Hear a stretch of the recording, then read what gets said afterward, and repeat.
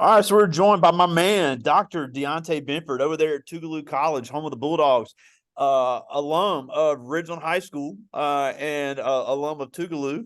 And he's also the director of the Student Success Center and assistant baseball coach over there at Tougaloo College. So glad to have you with us today. I've got a room full here with me at Velma Jackson High School. We're also being joined by my good friend Kathy Evans at Ridgeland High School, your alma mater. We're recording this for Correct. all of our college career readiness classes in Madison County schools and for our Mhm. YouTube channel. So we thank you so much for joining us today. And thank you for having me. I think this is my second time being able to speak with your students at Velma Jackson, fellow Madison County school, but it's always very nice to welcome a group from my home, as you said, my alma mater, Ridgeland High School. So it's a pleasure to be here. So thanks for having me. All right. So before we get into, how the Student Success Center came about and all the great things you guys have at Tougaloo, tell us a little about your high school experience because you were an athlete at Ridgeland High and were a great student as well, which led you to choose Tougaloo as a student. Absolutely. So my experience at Ridgeland High was a very rich one, a very diverse class. Those of whom have gone on to do some very tremendous things. As a matter of fact, one of my still close friends, she and I were actually Mr. and Ms. Ridgeland High School class in 2006, and she came to Tougaloo with me as well. Or maybe I should say I came with them. Tougaloo actually was not my first choice, which at this point in my life, I'm embarrassed to say, but I will say my experiences at Ridgeland High School really kind of afforded me the opportunity to earn a baseball scholarship here at Tougaloo College. And, since then, it's been one of the best decisions that I've ever made, of course, coming to Tougaloo College. But I have to give credit to my experience at Ridgeland. And funny enough, I saw my principal from Ridgeland yesterday, Mr. Mumford. He was here on campus helping us look at some samples for our baseball team. So, small world. Yeah, Mr. Mumford's also a Tougaloo alum as well. Yeah. No, actually, I think it depends on which one, but I think he actually graduated from Jackson State. But like I said, I think There's he so may have many done of them, I some get them time, mixed and who up. knows? All right, so then you went to Tougaloo where you was where you played baseball. So talk about your experience there at Tougaloo because obviously, and that's your big platform now. There is a big adjustment from a high school senior to a college freshman, no matter where you go to school. And obviously, you want people to choose Tougaloo, but a big passion of yours is really getting students ready for that next step because I don't care where you go, it's an adjustment for anybody. Absolutely. So you kind of just answered the question that you asked. Why did the student success come about? I do work specifically with students in transition. I joke with them all the time. The first question I ask for class, because I do teach a student success seminar class. And this course is actually designed to assist students with that transition to help them get acclimated to not only just the college culture, but also the culture here at Tougaloo. And the first question I asked them is, what's the difference between a high school senior and a college freshman? And of course, they're like, oh, maturity, we get more free time. We get, honestly, it's just 2 months. So who expected you to mature that fast in 2 months?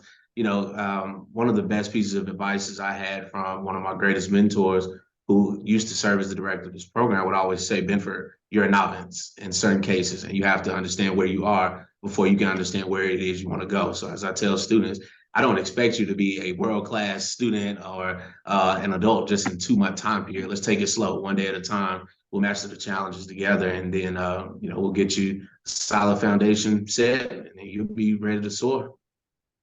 All right, now before we focus specifically on Tougaloo, what are the biggest challenges that you think students today face? So whether they want to go to Hines, Holmes, Mississippi State, Jackson State, or Tougaloo, or they want to go out of state, those challenges are going to be similar no matter where they go. So what are the Absolutely. biggest challenges you're seeing that our high school students are having today that they're having to really adjust to that they may not be aware of? It's going to sound cliche, but identifying your why. And I say that because, oftentimes when we're doing academic advising or social counseling with students, we find that they may not know specifically where they want to go or what they want to do right now. And that can be challenging. It can be frustrating. When you spend years of being in a school setting, all you know is that, hey, I just go to the next grade. I just go to the next grade. Well, college is a little bit different because now you got to be a little bit more intentional about what it is you're focusing on and where you're committing your time. We tell students all the time is money and money is time, and time is of the essence. Time is an asset that they can't get any more of. We don't control that. So we want to be very intentional as possible with our time.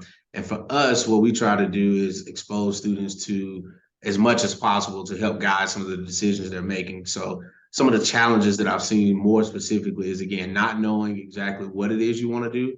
We've had some students who have had some difficulty identifying the purpose or the value of college. I'll say that because we now live in a world where social media has provided so many career opportunities for those, and it doesn't require any formal training or education. It's a creative space that we live in now. As you stated, this is for your YouTube channel, and we've seen people become, earn some very lucrative salaries just by simply being on YouTube. So identifying their why, committing to that, and in addition to that, just finding value sometimes in college because there's so many ways to make a living now, so many creative ways to do so. So sometimes the traditional route, whether that's at a community college or 4-year, can be a little bit challenging. Yeah, and you made a great point too, because and I'm sure you see it every day, but I see so many young people that go to a college because their family pressured them. They want to be with their friends. They want to be in the party scene. They want to go to the football games, and they get there and they find out they're completely miserable. So, Right. as they're navigating these decisions, and look, I always say I'm not going to make a decision for anybody. My job is to get everybody the information and let them make the best decision based on their family, their finances, their likes, their interest, and what they're comfortable in an academic setting. So, what are some other things they really need to consider when they are really thinking about where they want to take their next step? Because it's coming up before they realize it. Agreed. ROI, return on investment. As I tell students, student athletes alike, if you can get it for free, it's definitely worth it. You know what I mean? That may sound, again, cliche, but if you can find a way to get an education for free, especially whether it's at a community college, 4-year institution, take advantage of those opportunities.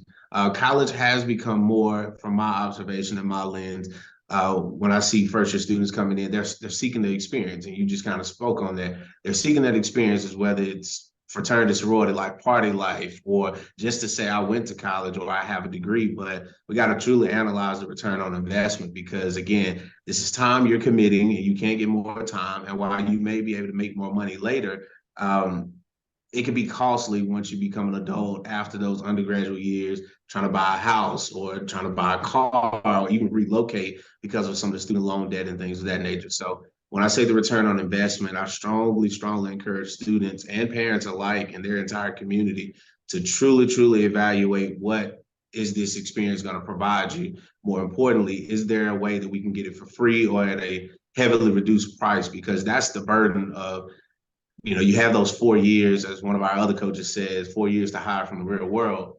But after that, those loans or the costs associated with that experience can be kind of burdensome. So I strongly recommend that you evaluate the ROI. Is going to a community college first a better decision, or should I jump straight to the 4-year? And that is in my opinion, that is the only time that I do recommend that you strongly consider the community college transition route first.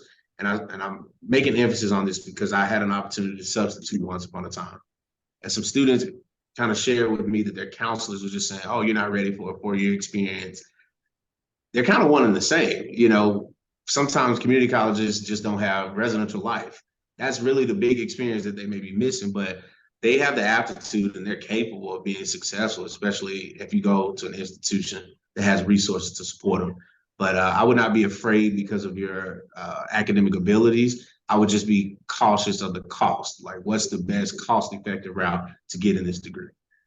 Yeah, and that's a great point because, and I was actually going to do this later, but I think that's a great segue. We have a Velma Jackson alum, Malcolm Walker. I'm sure you know he recently graduated from Tougaloo, but he went to Hines Community College in Raymond first, became a member of Phi Theta Kappa, went to Hines for basically free, and went to Tougaloo for a greatly reduced rate. Enjoyed his time at both campuses, got a Hines experience, and then got an HBCU experience at Tougaloo, and now he's getting ready to go into all kinds of areas of Right. of law. So what I try to tell these kids is that just because you go to community college doesn't mean you're not going to go to a 4-year school. And community colleges want you to go to the 4-year university or the 4-year university, and great places like Tougaloo would love to have you if you're a transfer from one of the community colleges. Absolutely. We had probably one of our largest groups of transfers we've had at least in my tenure here at Tougaloo, this upcoming fall. And what we find is that those students who transfer in from community college, I mean, they're more likely to persist to graduation because they've had that experience and they know how serious the college experience is. So we are always opening our doors to transfers and welcoming because they also offer an enriching experience to the culture here at Tougaloo, because now you're bringing some experiences and things that you've been a part of at the community college, and you help open our eyes to a different lens of how we can not only attract those students, but how we can best support them when they do choose Tougaloo. So yes, strongly Absolutely. agree. And one thing that Tougaloo does offer that a lot of colleges can't is, you have to really evaluate the best way you learn. And Tougaloo has the small classes and has the professors that can get you the attention. And, I tell this story all the time, and I know they're sick of hearing it. But I went to Madison Central and I graduated with a class of around 500. I was at a class at Southern Miss that had around that same amount of people in the class. And there was a guy in the class I had literally known my entire life. And I did not know he was in the class until the last day. So it was that easy to get lost in the shuffle. And that's not even a huge university. It's a mid-sized university. So if that's going to happen at Southern Miss, that could happen at Mississippi State. That could happen at Ole Miss. That could happen at Jackson State. That's not going to happen at Tougaloo. Right. You just made a point that we kind of been discussing. As you see behind me, I got pictures of students, and that's how personal things become here at Tougaloo. This wall is, if I can tilt it up a little bit, you see how big that wall is, just full of pictures of students. Again, we're able to make those type of personal relationships with students, and it comes in handy not only for us, but for them specifically when it's time for letters of recommendation for graduate schools or joining certain clubs and organizations, because we're able to develop those more personal relationships because of the class sizes or the cohort sizes. It makes the experience far more impactful. Just by every student on that, well, every student on this wall for sure, I definitely know by first name. I know their phone numbers, mom, all their parents' names, and they come by, hang out in the office all the time. Actually, we probably just missed a few 5 minutes. But I agree with you, and I'm glad that you pointed it out. And that is one of the strongest assets we have here at Tougaloo is the small campus size, and that student to faculty to student ratio is much smaller, and it's in our favor at all times. I think students have to be mindful of, now, while you may want to go to a big institution, to be able to say you meet somebody new every day, sometimes it's a little bit cooler to be able to speak to the same person 3 times a day. And then next thing you know, y'all are standing next to each other at graduation saying, I met you in Coach Benford's office or something like that. It's one of the things you can't really put a way of measuring on it, that small campus size. And like I said, that interpersonal relationships that you get to establish here. Yeah, and then one thing that people seem to forget, you go back to return on investment. Tougaloo's known for that pre-law program. So many attorneys have come through Tougaloo College. If you want to go to Tougaloo undergrad, you can go to Ole Miss Law School and then go to your big university and have your big university experience in law school. It doesn't have to just be an undergraduate thing. And I know Tougaloo and Ole Miss Law have a great relationship. Right. Man, shameless plug.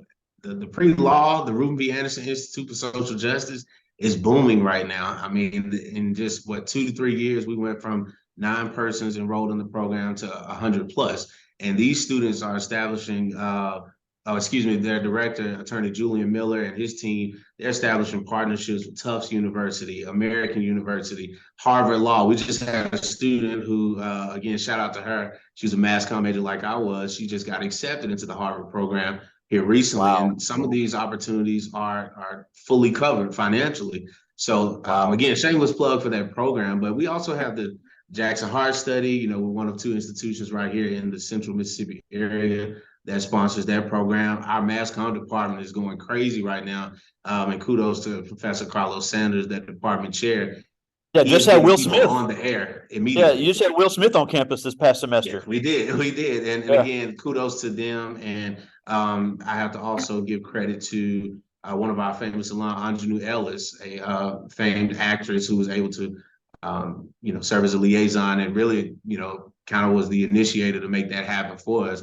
But there's a lot going on at Tougaloo, and unfortunately, we hadn't got all the good news out yet, but we're in the process of that. Our athletics is doing tremendously well. Basketball, in my opinion, had the best season in the state of Mississippi last year, only losing 2 games and making it to the Elite 8 of the NAIA tournament. So They had a player of the year, coach of the year, assistant coach of the year. So like I said, there's so many good things here, and we kind of like a best kept secret per se, but we want to invite everybody to come be a part of it. Yeah, and another thing, I heard your president say it was a couple years ago when you guys started the soccer team that it was bringing a more diverse student body to bring diverse students to play soccer. And she said, and I love this quote, and I use it all the time now. She said, historically black does not mean exclusively black. So the student body at Tougaloo is constantly changing. And yeah, you may see the same people all the time, but they're not all from Mississippi. You have people literally from all over the world of all races and all backgrounds. Right. That is the beauty of Tougaloo. Our partnership with Brown University that will be celebrating 60 years next year. Not only is that an avenue for us to not just expose students to a culturally diverse campus or opportunities, but more importantly, there's so much rich cultural diversity here just in the state of Mississippi and even on our campus among the Black diaspora. I actually do teach a diaspora studies course where we explore what it looks like to be an African American in the United States from the 18th century up until today.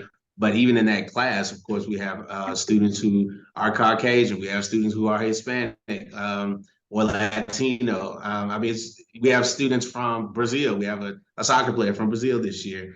And just a few years ago, we had a basketball player from Siberia. So it is very rich in diversity and opportunity here. One thing I do love, like you said, it's historically black. It's not exclusively black, but again, we're going to honor those cultural traditions that make us us. But we're also going to open our arms and embrace others who want to be a part of it, and then expose our students to other things so they can compete in a global marketplace and become citizens of the world truly instead of just one place.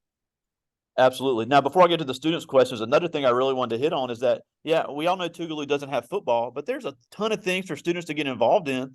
And then, you got the world famous Tougaloo singers, which I know Malcolm was a part of, and you don't have to be a music major to be a part of these things and get scholarship money, and that helps offset your cost and also gives you exposure to other places to get to perform. And I know you're a member of Kappa Alpha Psi. There's the Greek life, but if you don't want to do the Greek life, there's all kind of other student organizations. The Balsa, yeah, no, man, you got associations like that can really help get you connected with professionals in your field. Yeah, absolutely. Like I said, I could speak about, again, what the Reuben B. Anderson Institute for Social Justice is doing, Jackson Hard Study, what our clubs and organizations are doing. The cool thing is, even last year, our Mr. and Miss Tougaloo, Tyler Hickman and Chandler Cleveland, were both from the Central Mississippi area, Clinton High School and Terry High School. They were both student athletes as well. And they did tremendous things and represent the college throughout their tenure here. But again, clubs and organizations, we're rich in that. And then we spread our footprint goes very wide, in my opinion, when it comes to being able to accommodate student interests outside of just sports or clubs or organizations.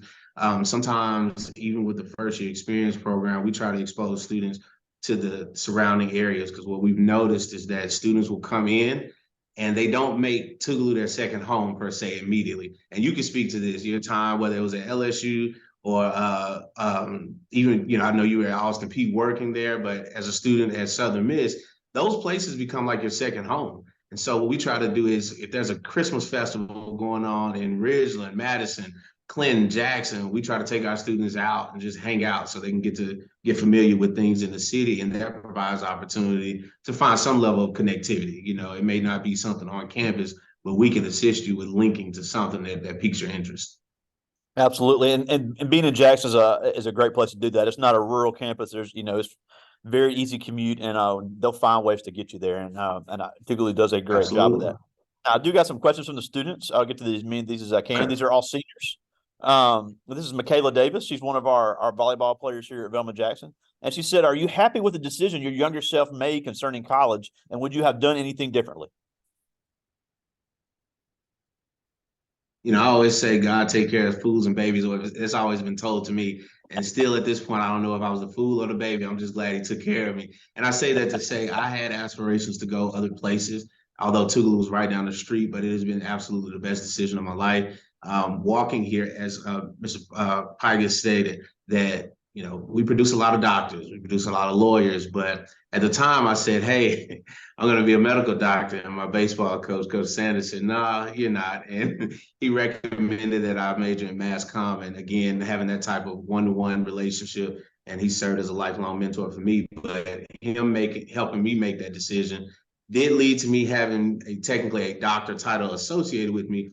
But Tougaloo provided me everything and more to make me not only what I am today, but I think even where I'm going to go in the future. I love this place. I graduated in 2010, was invited to serve as an adjunct instructor in 2013, and have been full-time here since 2014. And each year you get new opportunities, new challenges, but it's exciting. So yes, I'm happy with my decision. Wouldn't change it. That's awesome. This is Katherine Johnson. And she asked, what is the biggest tip you would give a freshman that is starting college? Again, just be mindful. It's only a 2 month gap. When they say, "Hey, don't take an 8 o'clock class," think about it. 2 months ago, you were probably arriving at school at 8 o'clock, ready to go. So you can do it. I also strongly recommend that you identify all the campus resources. That's probably one of the biggest things that I think students do not take advantage of. Sometimes, whether they know about them or they don't. Identify the campus resources that you can access at any given time. There will be challenges. Recognize that there will be challenges, but also understand that after 12 years of formal education, secondary education, you're very capable to be successful in college. Effective time management, being persistent, establish good relationships across campus with meaningful personnel such as faculty or, again, counselors, those who could assist you. Those are going to be some of the best tips I can offer. That's awesome. This is Tashanti Levy. She's a great musician, one of our band members, and wants to attend an HBCU. And she is asking about what are the ways to qualify for financial aid and scholarships.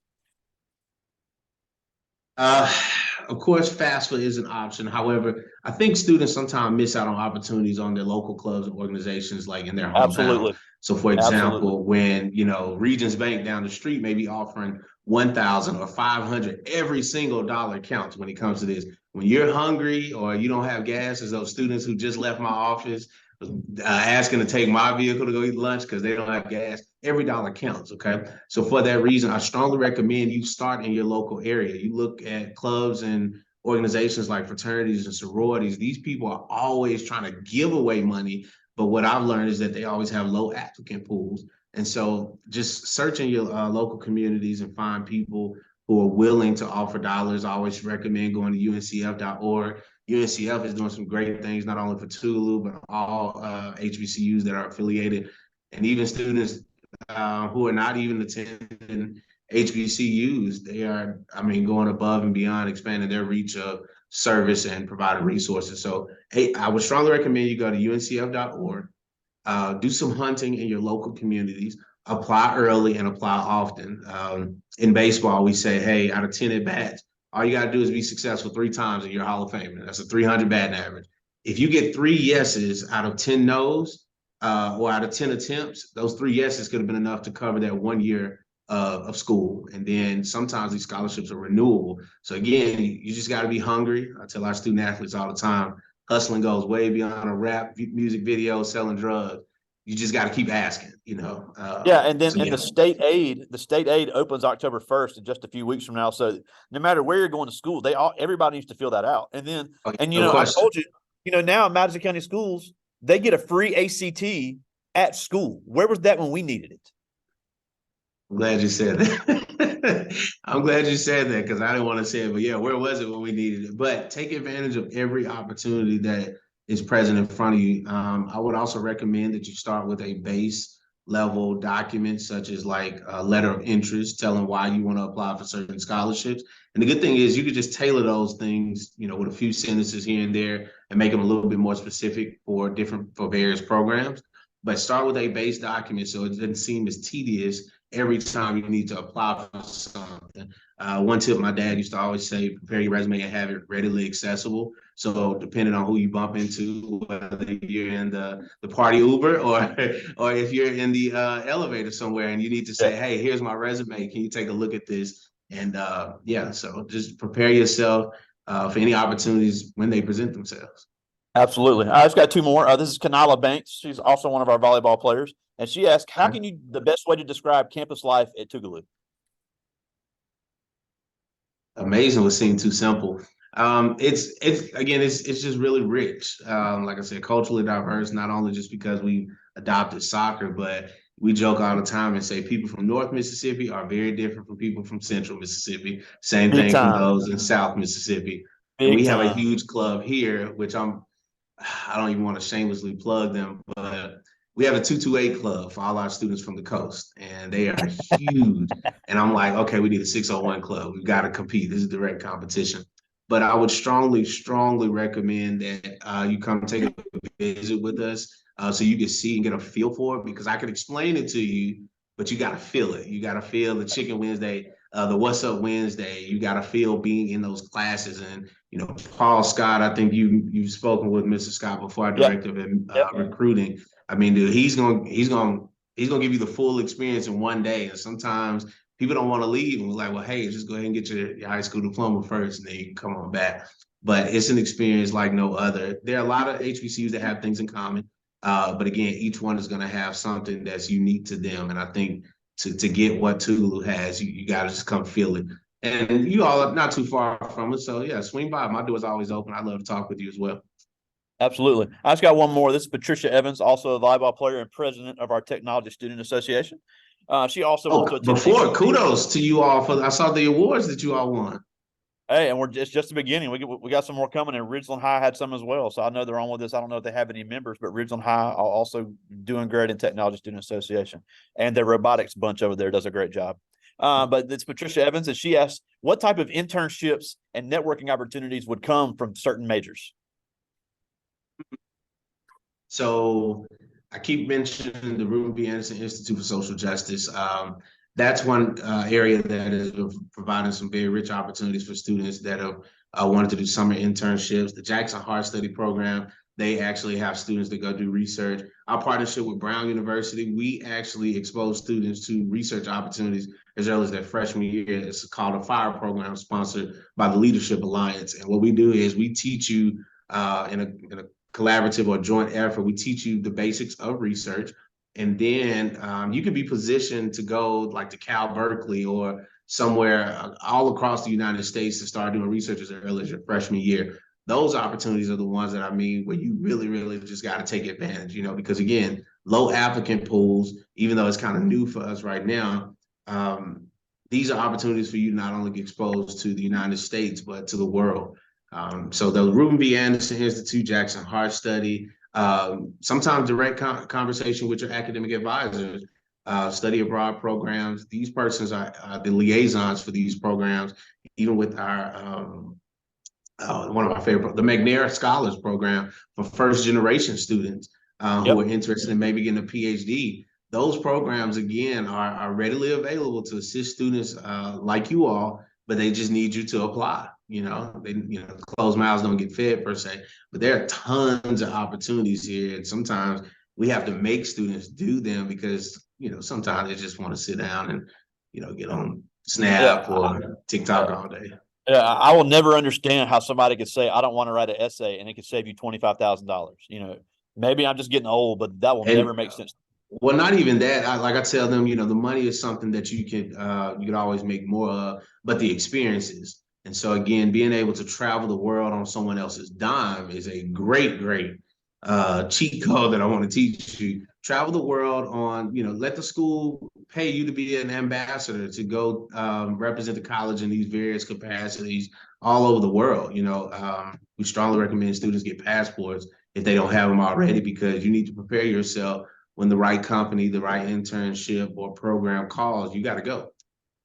Yeah, and even though and this isn't Tougaloo, but we've had three alums in the last few years. We had one go to Ireland, we had one go to Irvine, California, and we had another one go to Detroit on internships and various programs. And it was because they did that networking and did what they needed to do, and they were able to go places, and all of them are doing some amazing things for doing the same thing you just said. Yeah, I mean, it's simply again shaking hands, making sure those know your name. We had a student athlete years ago that played baseball for us. He found a way to go to Tougaloo for 4 years straight and for free. And I think we gave him like the bare minimum for athletic scholarship. But one thing he did, he went to financial aid every week. Hey, do y'all have any scholarships? Hey, do y'all have any scholarships? And he got to a point to where whenever one crossed their desk, they called him first. And so all he did was apply, and he would just apply. And again, once he got a few yeses out of 10 attempts, next thing you know, he went to school for free, became a member of Omega Psi Phi, graduated with 2 degrees in 5 years, both magna cum laude, and became Mr. Tougaloo. So he came here from Atlanta, Georgia, and he took advantage of every opportunity that stood in front of him. That's awesome. Well, we're almost out of time, and it's always such a pleasure to have you with us. Likewise, brother. Likewise. But before we go, you were in the same school district, and Miss Evans there with us. You were walking the same hallways that those kids are sitting in now. And we already said, where was the free SET when we needed it? So they've got more than we had. So, but you've done some amazing things, and these kids are getting ready in just 6 months, 7 months to really take that next step. And they've got to be ready, because whether they're ready or not, it's coming. So what can they do now to be ready for that next step? Aside from the traditional college visits and things of that nature, like I said, identify why. What is it that you truly are aspiring for? Don't get discouraged by one class.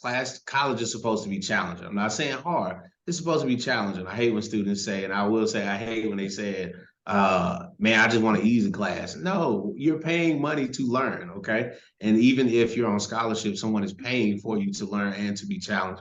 But I would strongly recommend that you identify your why, consider your return on investment, speak with your family, your village, your communities, and identify those who are going to be able to support you throughout this journey.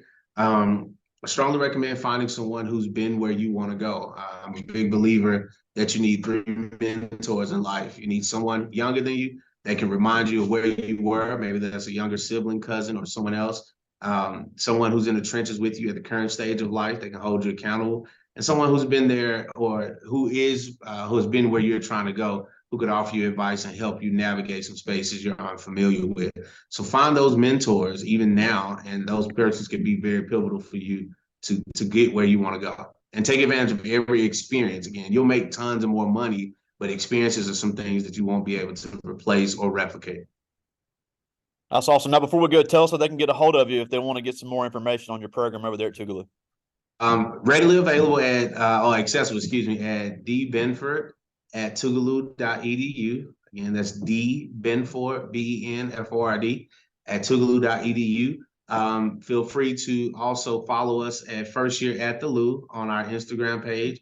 One word, just First Year at the Lou, so you can see what's going on with our first year experience program. We had a very dynamic cohort last year called the Top Notch 26. I mean, they have their own website. They created their own magazines. I mean, they came in doing it. Or you can find us at Tougaloo Baseball on Instagram as well, because like I said, dual roles, you'll find me there too.